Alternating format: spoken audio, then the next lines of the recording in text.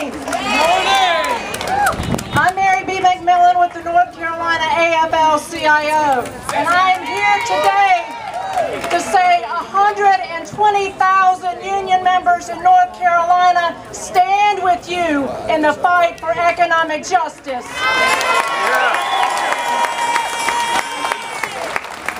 The labor movement has long sought fairness for working people. We want justice for the 99%, and we especially want justice for the 1.2 million North Carolinians who are unemployed or underemployed.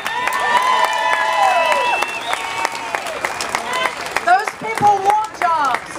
Americans want to work. We want to support our families. But our jobs are too few, our wages are too low, and politicians care too little about working people. Time after time, our policymakers are asking us to sacrifice while the CEOs and the rich continue to rake in billions that they made off our labor. We are here today because workers are going bankrupt amid the wealth that we created. We are going homeless in the shadow of buildings that we constructed, and we are going hungry surrounded by food that we produced. It is an outrage. It is an injustice, and we are here today to say enough is enough. No longer will workers be second-class citizens in a country we built. No longer will we be shut out of a political system that calls itself a democracy. And no longer will corporate profits be stained with the blood, sweat, and tears of workers too long denied justice. No more.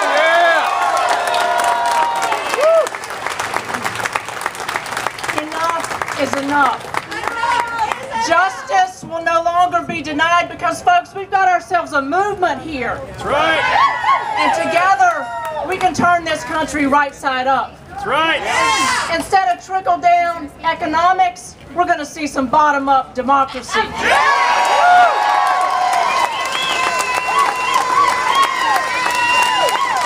of politicians always saying that what's good for business must be good for everybody else, we're going to usher in a new paradigm, so it will be said that what is good for workers is good for business.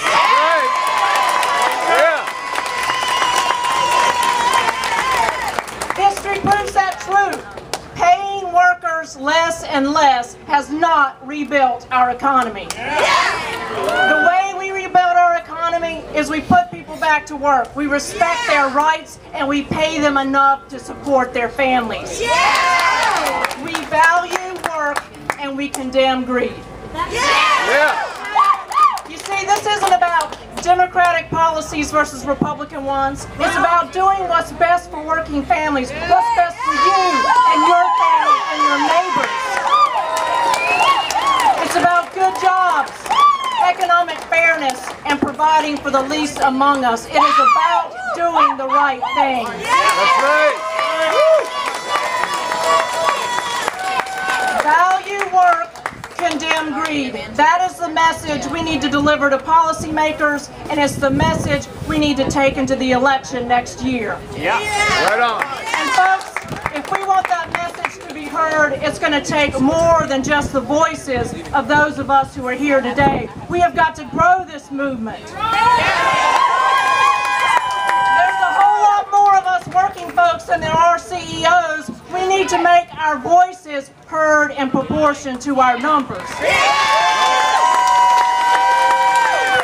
We must join together, young and old, black, white, and brown, professionals and laborers, to create a real working people's movement. A movement with a broad agenda for economic justice. A movement with an agenda that makes it clear what's really in the interests of working people. And most of all, an agenda that gives people hope that things can be different. And they can be. Together we can change this country. Together we can create an economy that works for everyone. So spread the word and tell working folks that it is time to stand up and be counted. Let's rally, let's occupy, and every chance we get, let's vote. And let's make a promise right here, right now, that we will not be divided, we will not back down, and we will not be silent until the 99% of us finally get our fair share. Thank you.